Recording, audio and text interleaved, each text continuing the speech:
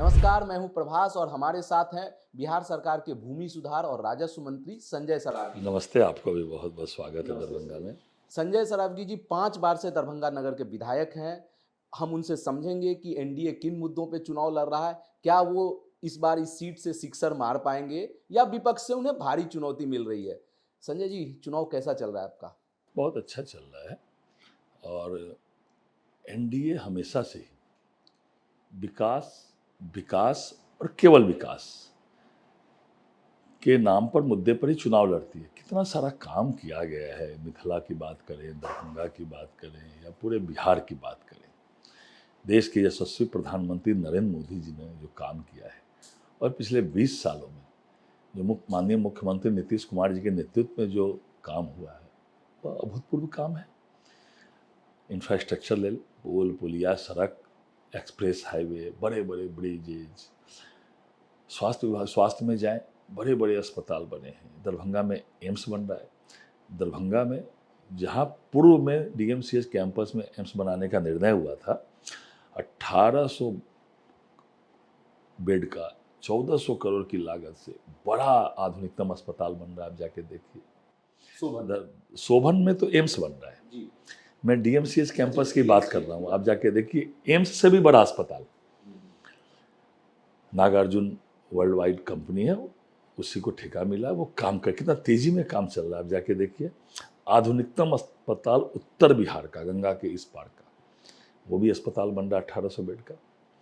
दरभंगा में जाके एयरपोर्ट देखिए, और नया जो टर्मिनल बन रहा है, अब जाके देखिए, 1450 करोड़ की लागत से इंटरनेशनल एयरपोर्ट जैसा बड़ा टर्मिनल बन रहा है। पटना के बाद दरभंगा में सबसे ज़्यादा रेल ओवरब्रिज 6 आरओबी में हाथ लगा हुआ है। हम लोगों ने 1862 करोड़ की लागत से 13 किलोमीटर शहर जाम रहता है, आबादी बढ़ गई, वाहन बढ़ गए, 1862 करोड़ की लागत से 13 किलोमीटर का एलिवेटेड रोड सैंक्शन कराया, टेंडर हो गया। तो ये एलिवेटेड रोड कहाँ से शुरू होगा और कहाँ खत्म होगा? स्टेशन से हराही से लेकर और इसको सीधे हम लोग एकमी तक ले जाएंगे और कर्पूरी चौक से जो आमस दरभंगा एक्सप्रेस हाईवे है उसमें जोड़ेंगे। पूरा शहर में जो जाम की स्थिति रहती है वो एकदम जो है जाम समाप्त हो जाएगा। पूरे बाहर के लोग बाहर आ सकते हैं। और मिथिला में जो काम हुआ है, जानकी माता से भावनात्मक रूप से लोग, मिथिला के लोग जुड़े हुए हैं। मर्यादा पुरुषोत्तम भगवान श्री राम का मंदिर का निर्माण हुआ अयोध्या में, पूरे विश्व के लोग आ जा रहे हैं। उसी तर्ज पर पुनौरा धाम में जानकी मैया के मंदिर का भी 1000 करोड़ की लागत से 840 करोड़ मंदिर निर्माण, सौंदर्यीकरण, 160 करोड़ मेराई विभाग ने जमीन अधिग्रहण।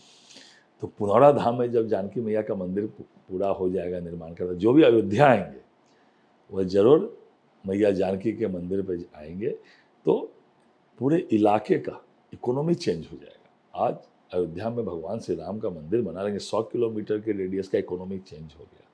वैसा ही जानकी मैया का मंदिर, आज बाबा कुशेश्वर धाम, दूसरा देवघर हमारा है, 60 करोड़ रुपया माननीय मुख्यमंत्री जी ने दिया। वहाँ हमारा मिथिला शोध संस्थान, जहाँ 1000 वर्ष की पांडुलिपियाँ हैं, डॉक्टर राजेंद्र प्रसाद आके उसका किए थे।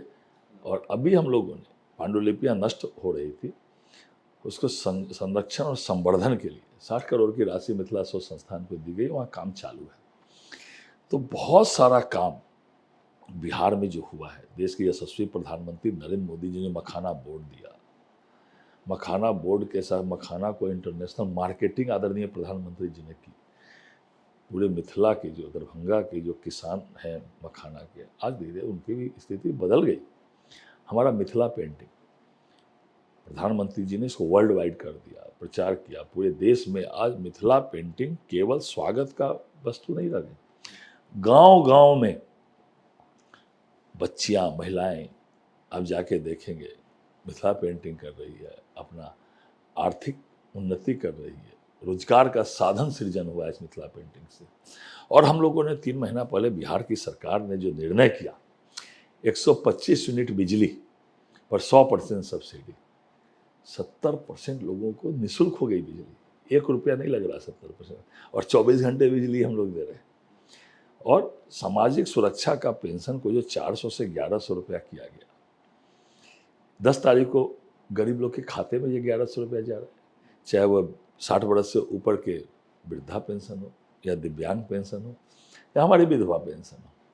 और इन सब से भी मुख्यमंत्री महिला रोजगार योजना जो सरकार ने चालू की है, जो 2,10,000 तक उनको आर्थिक सहायता हम लोग रोजगार करने के लिए महिलाओं को देंगे, और उसका 10,000 रुपया अग्रिम लगभग 1.25 करोड़ महिलाओं के खाते में चला गया।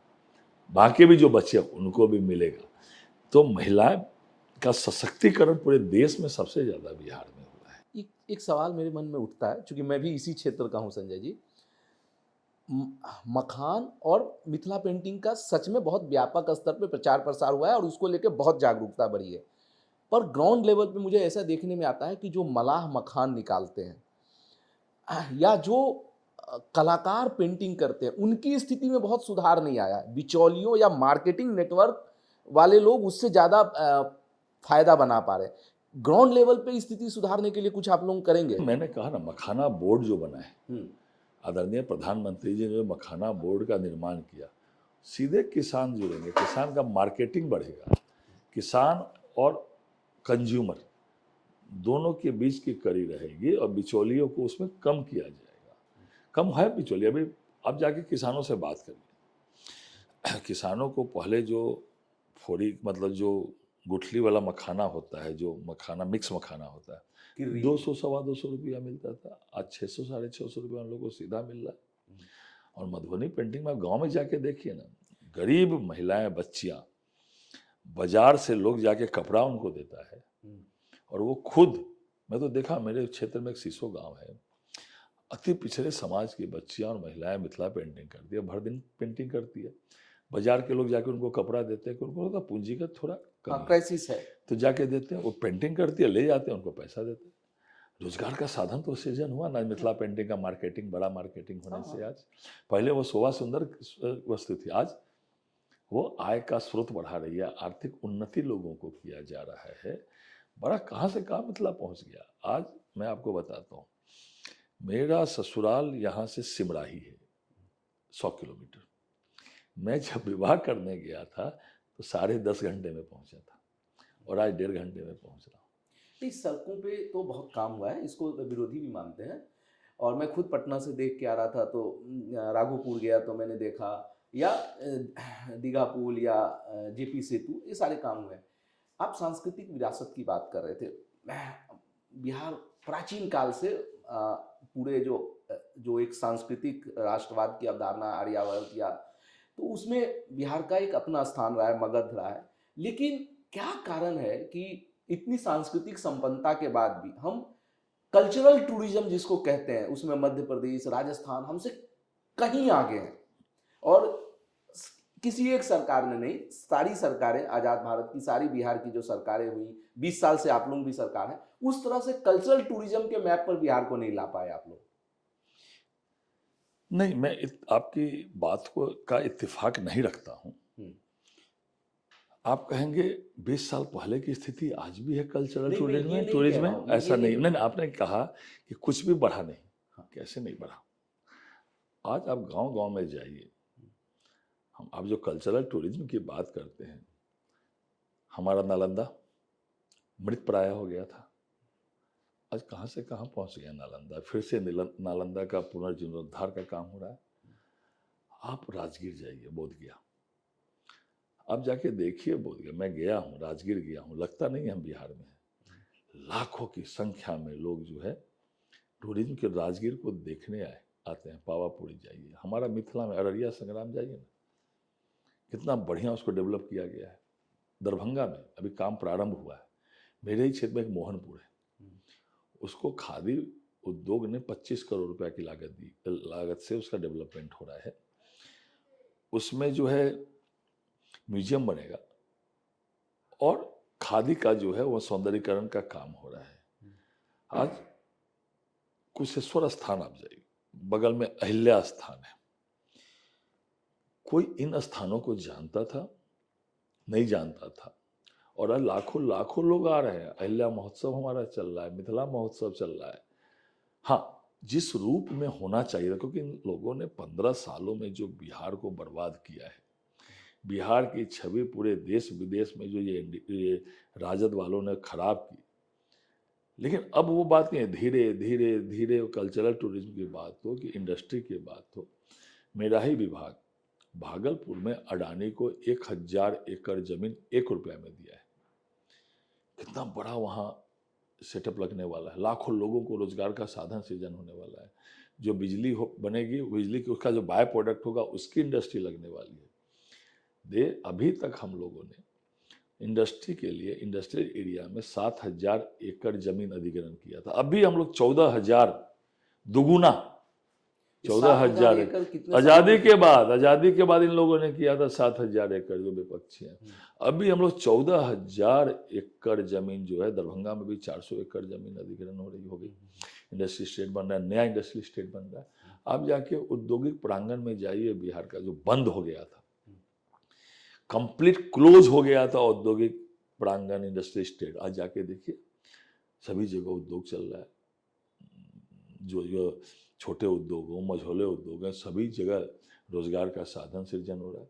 इतना बड़ा इंफ्रास्ट्रक्चर अगर आधारभूत संरचना में काम हो रहा है तो लोगों को तो रोजगार मिल रहा है ना, काम तो लोग कर रहे हैं ना। और आगे हम लोगों ने निर्णय किया कि आगे 5 साल में जो है हम लोग रोजगार भी देंगे और सरकारी नौकरी भी देंगे बड़े रूप में।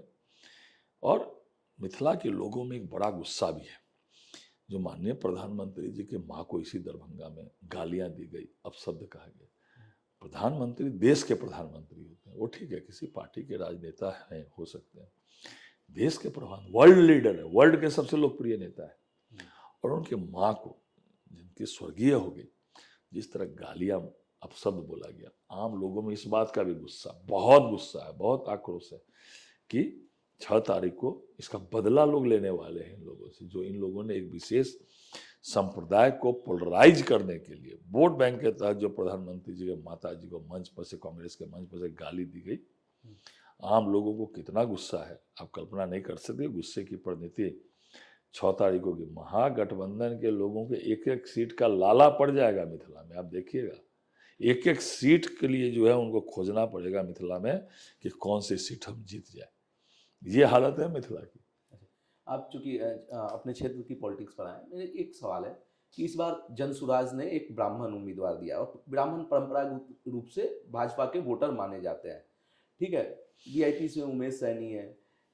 क्या पहले मोस्टली यहाँ पे बाइपोलर मुकाबला होता था, ये ब्राह्मण उम्मीदवार से कुछ फंसा हुआ महसूस कर रहे हैं? देखिए, हम लोग जाति और संप्रदाय की राजनीति कभी नहीं किया। मैं वही आप ही की बात पर आ रहा हूँ। हम लोगों ने डेवलपमेंट की राजनीति की है। आप जाके आपको दिखाई पड़ता होगा कागज में, आपने विशेष करके 2 समाज की बात की है, ब्राह्मण समाज की और मल्लाह समाज की। आप जाओगे टोले गांव में जाके देखिए, मोहल्ले में जाके देखिए, सब लोग नरेंद्र मोदी जी को मजबूत करने के लिए संकल्पित हैं, फिर से बिहार में एनडीए की सरकार लाने के लिए संकल्पित है और सभी लोग एनडीए के साथ हैं। अगर किसी को टिकट दे दिया गया, और जाति और संप्रदाय की राजनीति कौन करता है? महागठबंधन के लोग करते हैं, राजद के लोग करते हैं। क्या लोग जिस समाज की आप बात करते हैं 2005 का फिर से जंगल राज लाएंगे क्या? आपको लगता है ऐसा क्या? इसीलिए ये सब जाति और संप्रदाय की राजनीति खत्म हो गई बिहार में। आप कह रहे हैं कि आप लोग जाति संप्रदाय की बात नहीं करते हैं।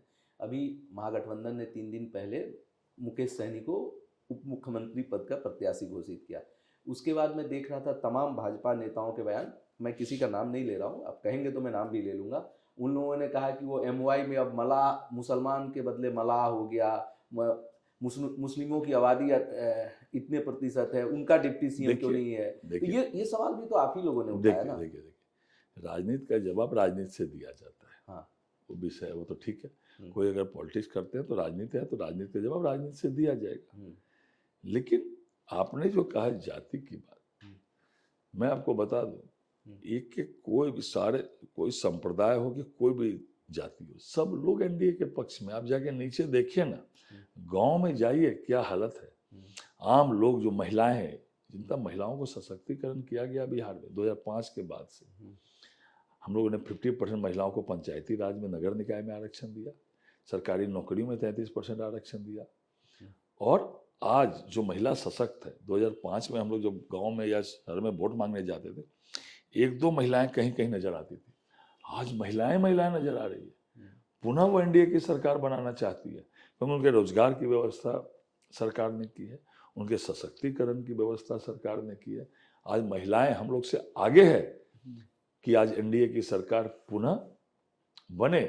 और कोई संप्रदाय या कोई जाति का मामला नहीं है। पुनः मैं कहता हूँ, हाँ, मैं तो यहाँ से 5 बार से मुझे आशीर्वाद लोगों ने दिया है, और जो माहौल लग रहा है, जो मैं घूम रहा हूँ, उसमें मुझे ऐसा जरूर लग रहा है कि 5 बार से बेसी जीत छठी बार होगी। ऐसे मुझे घूमने पर जो माहौल और आभास होता है, वो 5 से बड़ी जीत छठी बार होगी, ऐसा मुझे सभी टोलों मोहल्ले में घूमने पर महसूस होता है कि आम जनता जो है देश के यशस्वी प्रधानमंत्री जी के साथ है। बिहार में नीतीश जी के नेतृत्व में इतना सारा काम हुआ है।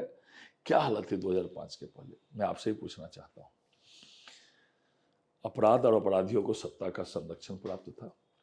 2005 से पहले किसी भी सत्ताधारी दल के घर में, नेता के दल के घर में मांगलिक कार्य होते थे तो किसी व्यवसायी के घर में उसने मातम मनता था। शादी विवाह कुछ भी हो, गाड़ी शोरूम से उठा लेना, जाके जेवरात की दुकान से जेवर ले लेना, किसी का हिम्मत था। पैसा मांगते थे, जब पैसा मांगा तो गोली लगती थी।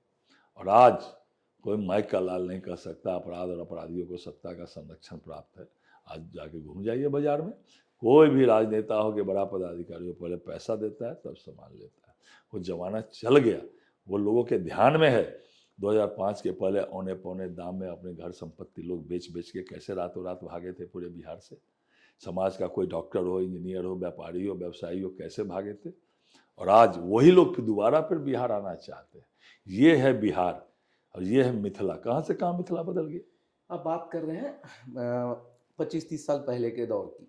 क्या आप लोगों को ऐसा लगता है कि जो एक तो नया वोटर बहुत सारे पैदा हो गया जिसने उस दौर को देखा नहीं है, मतलब एक युवा वोटर 18 से 30 साल के वोटर को, या जो 30 साल का वोटर है भी वो 5 साल 6 साल रही होगी, तो उनकी स्मृतियों में वो चीजें नहीं है।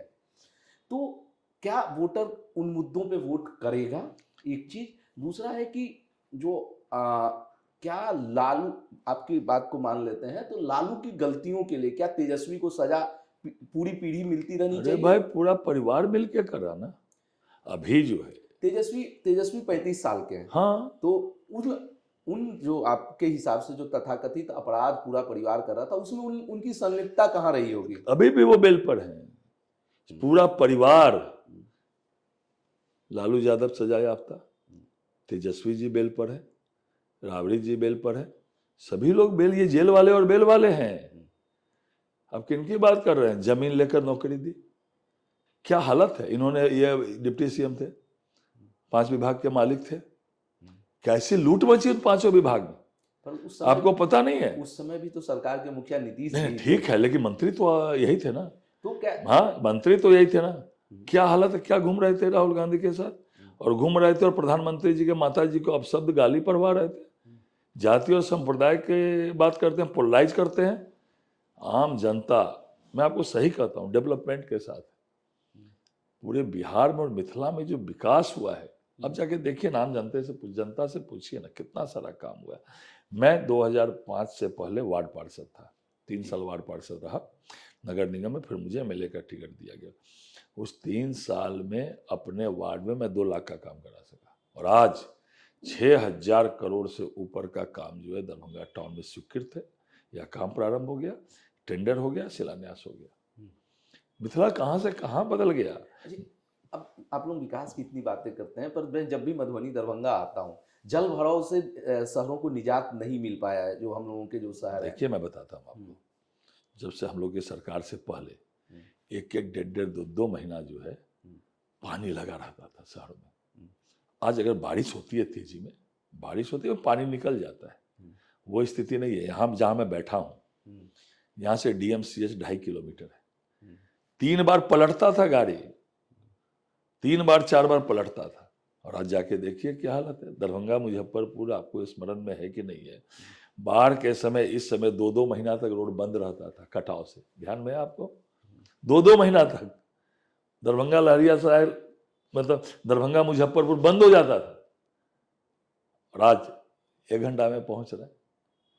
वो आपके ध्यान में नहीं है, किसके ध्यान में नहीं है? क्या फिर से वो चाहेंगे लोग कि जंगल राज आ जाए फिर से, और फिर से इन लोगों के हाथ में चला जाए, अपराध और अपराधियों को फिर से सत्ता का संरक्षण प्राप्त हो, कि जाति के नाम पर, संप्रदाय के नाम पर लोग वोट करेंगे? एकदम नहीं करेंगे।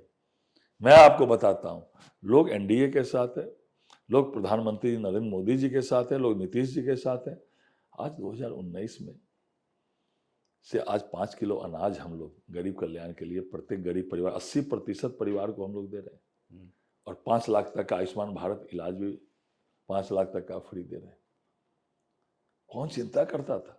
चिंता कर रहे हैं। किसान कल्याण की बात हो, गरीब कल्याण की बात हो, महिला कल्याण की बात हो, युवा कल्याण की बात हो, अब नौजवानों की बात कर रहे हैं। आज देखिए नौजवान कहाँ से कहाँ पहुंचे। हम लोगों ने अभी अगले 3 साल तक 2,000 रुपया प्रति माह जो ग्रेजुएट नौजवान है उनको हम लोगों ने राशि देने का निर्णय किया है। और आज वो नौजवान नहीं है, आज का नौजवान जो है समझता है, आईटी पर है, सोशल मीडिया पर है। आज बिहार का नौजवान कहाँ से कहाँ उन्नति कर गया और कर रहा है, और आगे आने वाले समय में और करेगा। अच्छा, एक चीज बताइए, जन स्वराज को आप कैसे देखते हैं कि बिहार में जो एक नई पार्टी की एंट्री अप्रासंगिक है। मुझे नहीं लगता है वर्तमान परिप्रेक्ष्य में कहीं भी। हम लोग को तो मिथिला में कोई एक सीट बता दीजिए जहां जन स्वराज कंटेस्ट में हो, कोई एक सीट बता दीजिए। आप तो खुद जर्नलिस्ट है, सीनियर जर्नलिस्ट है, और आप मिथिला के ही रहने वाले हैं। कोई एक सीट बता दीजिए पूरे मिथिला में जहां जिस पार्टी की आप बात कर रहे हैं वो कंटेस्ट में है। मुझे तो नहीं लगता कहीं पर भी। आपको लगता होगा तो मुझे पता नहीं। मुझे तो एक सीट पर भी नहीं लगता है कि कहीं भी वो सीधा फाइट में जन स्वराज आ रहा हो। उनकी अप्रासंगिक है भूमिका, मुझे नहीं लगता। ठीक है, वोट जो थोड़ा बहुत काट लें वो अलग बात है, लेकिन मुझे नहीं लगता है कहीं भी। मैं मिथिला की बात कर रहा हूँ, एक सीट पर भी वो कंटेस्ट में नहीं। क्या वो जो 2020 में चिराग ने रोल प्ले किया था, क्या प्रशांत किशोर 2025 में नहीं, अप्रासंगिक है। मैं कहना चिराग पासवान जी के पास अपना वोट भी है। चिराग पासवान अपना वोट था, जिसके कारण 10,000, 15,000, 20,000 उनको सब जगह वोट आया, 20-25,000 जीते तो वो भी एक ही सीट थे। लेकिन मैं बता राजकुमार सिंह नहीं है। मैं आपको बता रहा हूँ। मैं ये कि क्या, अच्छा मान लेते हैं, आप भी मान रहे हैं कि हर सीट पे 5,000 7,000। नहीं, मैं कहाँ मान रहा हूँ, मैं एकदम नहीं मान रहा। आप मेरे मुंह से निकलवा रहे हैं, मैं नहीं मान रहा। अच्छा, मैंने कहा कि प्रशांत किशोर जी की पार्टी आज अप्रासंगिक है, कहीं भी वो कंटेस्ट में नहीं है, एक भी सीट पर कंटेस्ट में नहीं है। वोट जो थोड़ा बहुत मामूली सा कुछ वोट का, जो भी आपके हिसाब से मामूली वोट लाएंगे तो वो किसको ज्यादा नुकसान पहुंचाएंगे, आप लोगों को या महागठबंधन को? उनकी स्थिति वही है। मैं कहा ना, जैसे यहाँ जो भी उम्मीदवार लड़ रहे हैं, आप खुद कल्पना कर लीजिए। मुझे नहीं लगता है कहीं भी नुकसान पहुंचाने की स्थिति में है उनके। पर यहाँ के उम्मीदवार की बात करें, जो भी वोट काटेंगे ये तो सबको पता है, आप ही का वोट काटेंगे। हाँ, वो उसी वर्ग में घूम भी रहे हैं। उनकी वो कर भी वही रहे हैं जो आप कह रहे हैं, तो क्योंकि केवल जो है एक विशेष वर्ग में ही घूम रहे हैं, वो दूसरी जगह जा भी नहीं रहे घूमने के लिए। लेकिन वो समाज जिसकी आप चर्चा की, हम लोग फिर कर रहे हैं, हम लोग जाति और संप्रदाय की राजनीति नहीं करते, लेकिन वो समाज पढ़े लिखे लोग हैं, बुद्धिजीवी लोग हैं, समाज में एक उनका जो है प्रभाव है। इसलिए मैं जानता हूँ कि वो लोग जो है वो एनडीए के साथ है और नरेंद्र मोदी जी के साथ। अच्छा, महागठबंधन ने जब शादी प्रेस कॉन्फ्रेंस की थी अभी पिछले दिनों पटना में, तो मुकेश सहनी को डिप्टी सीएम बनाया गया और तेजस्वी को बनाया नहीं गया। उनको दावेदारी। देखिए मैं आप मेरी बात जी बताइए। और तेजस्वी को मुख्यमंत्री पद का गठबंधन का चेहरा घोषित किया गया, और उन लोगों ने आप लोगों को चैलेंज किया कि आप बताइए आपका मुख्यमंत्री का चेहरा कौन होगा। देखिए मैं आपको बताता हूँ। देखिए, अभी कुछ दिन पहले राहुल गांधी तेजस्वी यादव घूम रहे थे। अभी उन्होंने वो प्रधानमंत्री का उम्मीदवार घोषित करके घूम रहे थे राहुल गांधी जी को। खुद आना नहीं, किसी को जाना नहीं, न कोई मुख्यमंत्री की वैकेंसी, न कोई मुख्यमंत्री की सीट आने वाली है क्या? वह प्रधानमंत्री का उम्मीदवार बन जाए, कोई मुख्यमंत्री बन जाए, 4 उम्मीदवार, कोई उप मुख्यमंत्री के उम्मीदवार बन जाए, बनने में क्या, कोई किसी को घोषित कर दे। लेकिन जो वो खुद जान रहे हैं, बनना नहीं, आना नहीं। इसीलिए इन सबसे कोई अंतर पड़ने वाला है क्या?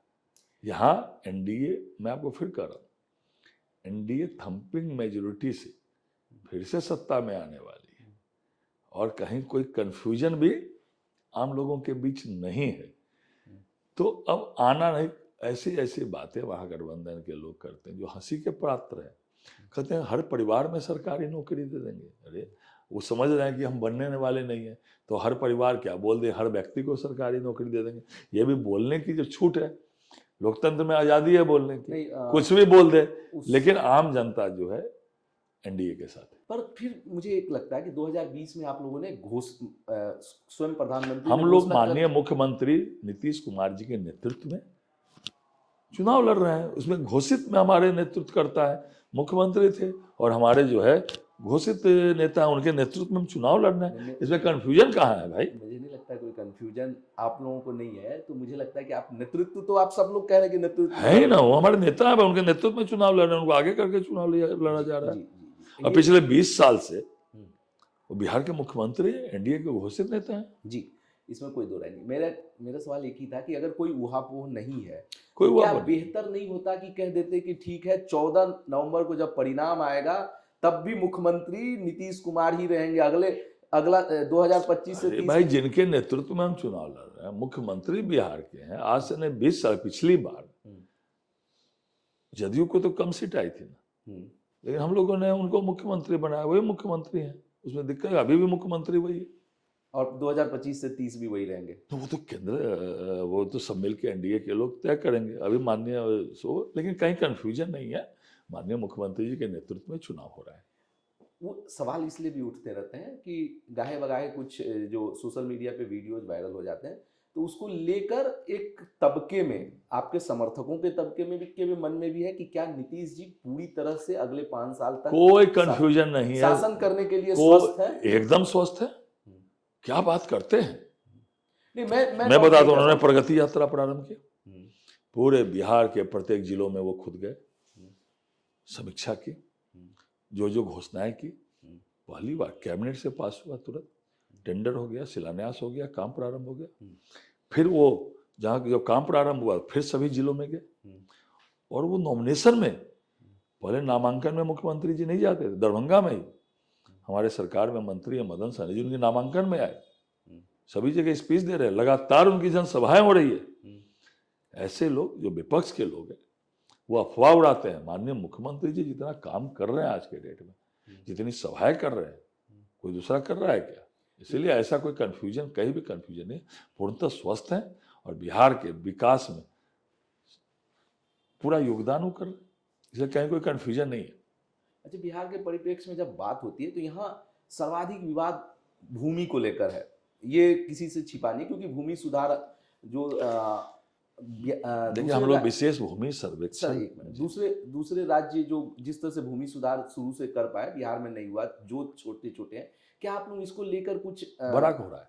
हाँ। अभी भूमि राजस्व एवं भूमि सुधार विभाग कंप्लीट ऑनलाइन है, आप सारी सेवाएं ऑनलाइन ले सकते हैं। केवल एक में, जिस कोई केस में व्यक्तिगत आपको अपीयरेंस करना हो, उसको भी हम लोग कैबिनेट से पास कर दिए, उसको भी ऑनलाइन, सीधा ऑनलाइन के माध्यम से कर सकते हैं।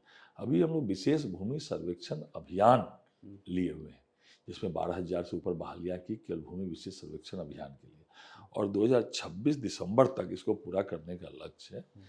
और ये हो जाएगा तो नगण्य जो है भूमि विवाद रह जाएंगे। इसमें बड़ा अभियान के रूप में राजस्व एवं भूमि सुधार विभाग काम कर रहा है, और आने वाले समय में ये विवाद, जो भी भूमि के विवाद है, वो समाप्त होंगे। नहीं, क्योंकि मैं इसलिए पूछ रहा हूँ तो इस सर्वे का भी जो काम हुआ, फिर उसके बाद हम लोगों से लोग मीडिया से भी पूछते हैं, जैसे मैं ही खुद अपने गांव जाता हूँ तो लोग मुझसे कहते हैं कि आगे क्या हुआ कुछ पता नहीं चल क्या रहा है। सर्वे का? सर्वे तो अभी चल रहा है। नहीं, जो लोगों ने सर्वे हुआ नहीं है, मतलब लोगों ने जो गांव में कैंप लगाए गए लोगों ने, मैं बताता हूँ, वो हमने महाअभियान के रूप में लिया था। एक महाअभियान के रूप में हम लोगों ने लिया था, जो 4 करोड़ के आसपास जमाबंदियां हैं पूरे बिहार में। हम लोगों ने निर्णय किया कि उसकी हार्ड कॉपी जो है आम जनता को उपलब्ध कराएंगे। ठीक है, और आम जनता को उपलब्ध कराएंगे, और ऑनलाइन भी हम लोगों ने उसको पब्लिक डोमिनेट में डाल दिया। उसमें हम लोगों ने 4 तरह के मामले उसको लिए थे। अगर आपके जमाबंदी में कोई त्रुटि है, नाम संबंधित कुछ, खाता खेसरा संबंधित कुछ त्रुटि है, उसको हम लोगों ने अभियान में लिया था।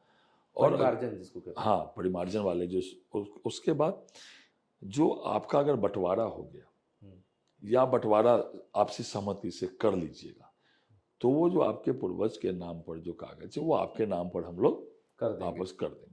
तो फर्स्ट फेज में हम लोगों ने सभी जगह से हम लोगों ने वो बांटी, कागज बांटा, उसके बाद कैंप लगा के उनसे पेपर लिया, उसको ऑनलाइन कर रहे हैं।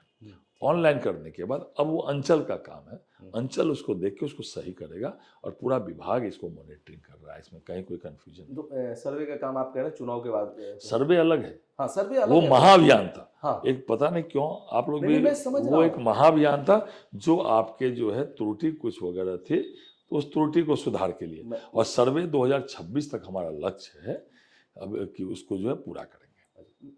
एक चीज बताइए, मतलब आप लोग कहते हैं कि बहुत भारी बहुमत से जीतेंगे, तो मैं ये जानना चाह रहा हूँ कुछ एस्टिमेट, क्योंकि पहले आप लोग 225 कह रहे थे, फिर अमित शाह जी एक रैली में 160 बोले, अभी क्या स्थिति लग रही है आपको? देखिए, आंकड़े की जाल में मैं नहीं जाना, लेकिन मैं आपको बताना चाहता हूँ, फिर आप कैमरे पर नोट करिए, 14 तारीख को फिर आप मेरी बात लीजिएगा, इतना थम्पिंग मेजोरिटी से जीतेंगे ना, आम जनता कितनी उत्साहित है वो आप जमीन पर जाके आम जनता से पूछेंगे तो पता लगेगा। विपक्ष एक जाति और संप्रदाय की बात करता है, उस वोट को चाहता है, और हम लोग तो सबकी बात करते हैं। आप जाइए ना, गांव में जाइए ना, गांव में जाके देखिए ना, ऐसा वेग बह रहा है, ऐसा जो है थम्पिंग मेजोरिटी से एनडीए आने वाली है जो कोई कल्पना नहीं कर रहा था। इतनी ज़्यादा आम जनता फिर से एनडीए की सरकार बिहार में बनाना चाह रही है, आप जाके देखिए, और बहुत थम्पिंग मेजोरिटी से जीतेंगे, मैं इतना जरूर बोल रहा हूँ। आप जब ये कहते हैं, और मैं भी 5-6 दिनों से घूम रहा हूँ अलग अलग विधानसभा क्षेत्रों में, तो मुझे कहीं ना कहीं युवा वर्ग में थोड़ी सी निराशा दिखती है कि लोग इस चीज़ से सहमत हैं कि सड़कों पे अच्छा काम हुआ, बिजली के क्षेत्र में अच्छा काम हुआ, सामाजिक जो जल कल्याण की योजनाएं हैं उसका क्रियान्वयन बेहतर हुआ, लेकिन रोजगार में हम उस तरह से अपेक्षित काम 20 साल सरकार रहने के बाद भी नहीं कैसे कर नहीं हुआ है? लाखों की संख्या में सरकारी नौकरी मिली। नहीं। रोज, अगर मेरी बात सुन, अगर डेवलपमेंट का काम हो रहा है तो रोजगार के साधन सृजन नहीं हो रहा है। कोई भी काम होता है, एक चाय का दुकान खुलता है तो रोजगार 4 आदमी को मिलता है, हजारों करोड़ चाय की दुकान पे 4 आदमी? हाँ, आप जाके देखिए, चाय बनाने वाला, हर चाय की दुकान पे 4 कहीं आदमी। कहीं दर्जनों को भी रोजगार मिलता है। अब चलिए मैं दरभंगा में आपको दिखाता हूँ 10 दुकान से ऊपर, अच्छा। जहाँ 10 आदमी से ऊपर रोजगार चल रहा है। हाँ, मैं आपको बताता हूँ, देखिए आज का युवा अपना आइकॉन किसको मानता है? नरेंद्र मोदी जी को मानता है। आज का युवा नीतीश जी को आइकॉन मानता है। और आप कह रहे हैं कोई भी काम हो रहा है, इतना बड़े पैमाने पर काम हो रहा है, तो उसमें क्या लोगों की जरूरत नहीं है? आज अगर एक अस्पताल मेरा बन रहा है डीएमसीएच का, हजारों लोगों को काम मिला है, चाहे वो इंजीनियर हो, चाहे वो स्किल्ड वर्कर हो, चाहे वो अनस्किल्ड वर्कर हो, सभी जगह। लेकिन आने वाले समय में इस पर सरकार और विशेष ध्यान दे रही है, तभी हम लोगों ने मुख्य सचिव की अध्यक्षता में कमेटी बनाई है, वो कमेटी अपना काम कर रही है। आज मुख्यमंत्री युवा उद्यमी योजना हो, मुख्यमंत्री महिला उद्यमी योजना हो, मुख्यमंत्री SC ST उद्यमी योजना हो, मुख्यमंत्री अति पिछड़ा उद्यमी योजना हो, हम लोग 10 लाख तक उनको लोन दे रहे हैं, उसमें 50% सब्सिडी। गांव में घरेलू उद्योग खुल रहे हैं, 10 लाख रुपया तक हम लोग देते हैं, 5 लाख सब्सिडी है, और बाकी का 5 लाख बहुत मिनिमम रेट, 1%, 1.25% के रेट पर इंटरेस्ट दे रहे हैं। इसलिए उन क्षेत्रों में बड़ा काम हो रहा है। ये जो नेरेटिव सेट करना चाह रहे हैं विपक्ष के लोग, ये नेरेटिव सेट होने वाला नहीं है। मैं इसलिए कह रहा हूँ कि अभी भी बड़े पैमाने पर बिहार के मेधा को बेंगलोर, पुणे, हैदराबाद, जैसे हम लोग अक्सर जब बात करते हैं बिहार के औद्योगिक विकास की, तो हम ये बात करते हैं कि यहाँ पर खनिज नहीं है, बंटवारे के बाद उस तरह की जो तत्व है। देखिए बिहार जो है कंज्यूमर स्टेट रहा है। सर एक सेकंड, मेरी बात कंप्लीट हो जाएगी। लेकिन जैसे कई राज्यों में जहाँ पानी नहीं है, जिस तरह से वहाँ चीज़ें नहीं है, उसके बाद भी जैसे बिहार में फूड प्रोसेसिंग इंडस्ट्री काफ़ी हो सकता था, उत्तर खास करके जिस क्षेत्र में हम लोग बैठे हैं वहीं पर, या आईटी के लिए उस तरह से। आप बगल में मुजफ्फरपुर में देखिए कितना बड़ा फूड पार्क खुला है भारत सरकार के सहयोग से, बहुत बड़ा फूड पार्क खुला है मुजफ्फरपुर में। आज आप जाके गांव में देखिए ना, कितना रोजगार का साधन सृजन हुआ, कितने छोटे छोटे घरेलू उद्योग, मझोले उद्योग खुल रहे हैं। और अगर आईटी का बेंगलोर है, यहाँ के युवा अगर बेंगलोर है, देखिए अब वो जमाना चला गया कि छोटा छोटा नौकरी के लिए लोग बाहर जाते थे। अब वो जमाना नहीं है। अपने गांव में, अपने शहर में उसको रोजगार का साधन सृजन हो रहा है। और आने वाले समय में हम ऐसा बिहार बनाने वाले हैं, दूसरे राज्य के लोग बिहार आएंगे, बिहार के लोग बाहर नहीं जाएंगे। ऐसा पर काम भी चल रहा है। चलिए, आपको शुभकामनाएं। चलिए, आपको भी बहुत बहुत धन्यवाद। एक लाइट नोट के साथ एक सवाल खत्म करते हैं। तेजस्वी तेज प्रताप में आपको कौन पसंद है? मुझे कहाँ किसकी बात कर रहे हैं? नहीं, फिर भी जो मामला ही नहीं है, यह एनडीए का मामला है। आप प्रधानमंत्री नरेंद्र मोदी जी की बात करिए, नीतीश जी की बात करिए, चिराग पासवान की बात करिए, किनकी बात कर रहे हैं? कोई कहीं कुछ नहीं है। मैंने आपकी निजी पसंद पूछा था। मैं भी निजी पसंद ही बता रहा हूं। चलिए ठीक है, आपको शुभकामनाएं चुनाव बहुत के लिए बहुत संजय जी। धन्यवाद। Thank you. चलिए, धन्यवाद।